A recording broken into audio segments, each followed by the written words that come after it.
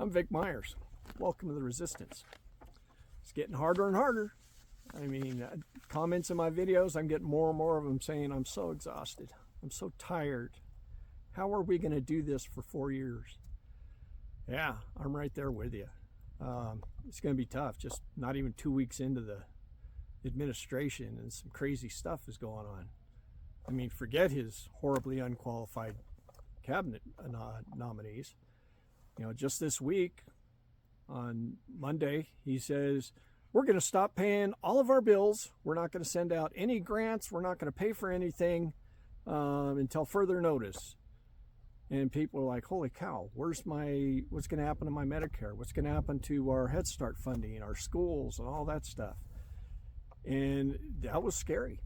And then today, you know, we warned everybody before the election. We're like, hey, he's gonna do the concentration camp thing.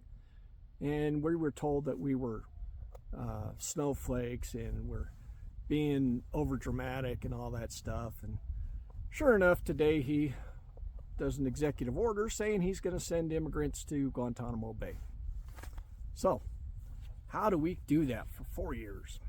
Well, first thing you do is remember the why. For me, the why is my kids and my grandkids. I would move heaven and earth for my kids and grandkids. And if I have to be vigilant and fight and make videos every day for the next 4 years and go to every party meeting possible, whatever I got to do, I'm going to do it for my kids and my grandkids. Next thing you can do is, well, every now and then you got to step away, right? Not for too long, because if you step away for too long, you might not come back. And then the game is lost. But every now and then step away. Like for inaugural weekend, my wife and I, we shut off the news and we shut off the phones, and we had a binge watch of Lord of the Rings, Rings of Power, and all the Lord of the Rings movies in extended version. And that took the whole 3-day weekend. And it was nice. Didn't think about the politics stuff at all. And that helps. So step away every now and then. The next thing is you gotta find the gems and celebrate the wins. For instance, I just mentioned that whole memo shutting down all funding of anything grant related, etc. And today he undid the memo because of the outcry, because people like you and me calling our representatives and saying, no, this cannot stand. You can't let that go. And lawyers, you know, jumping all over it. Governors in 22 states saying, no, this ain't going to happen.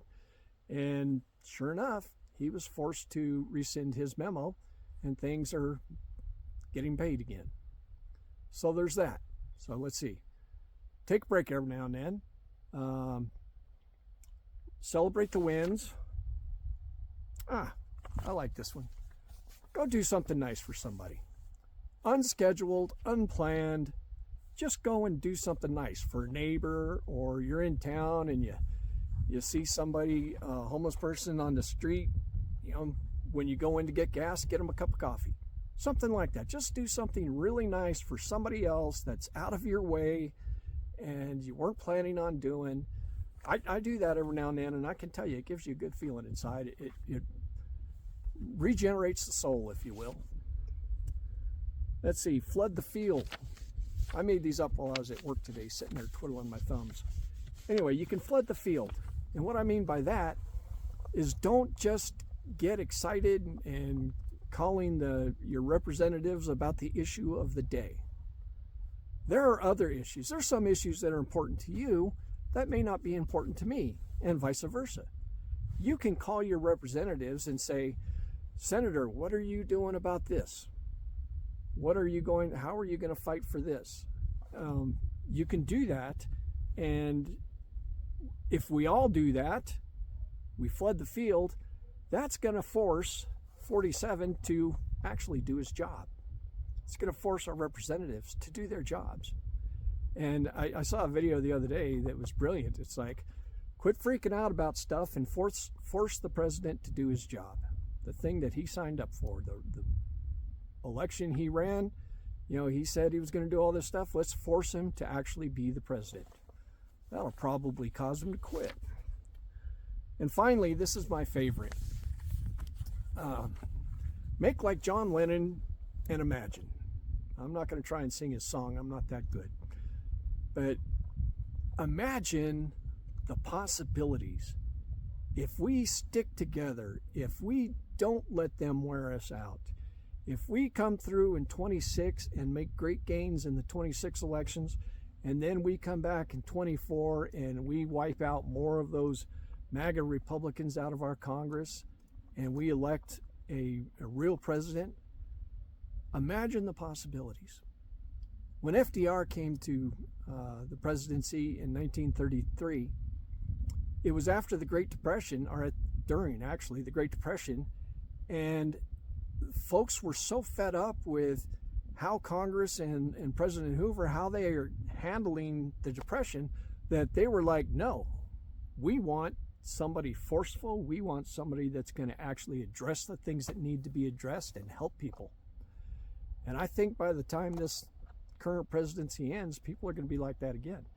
If I'm right, then the possibilities, I mean, we can get a Congress that is willing to back a president who's willing to fight for national health care, to raise the minimum wage to where it should be, to create jobs in all parts of the country, I mean, the possibilities, just think about what FDR did. Electrified the rural areas of the country, built parks all over this country. The possibilities are there. I like to imagine how good it can be 5 years from now or 6 years from now, and that helps me keep going. So there you have it, folks. Time to go in and get ready for dinner. Good day.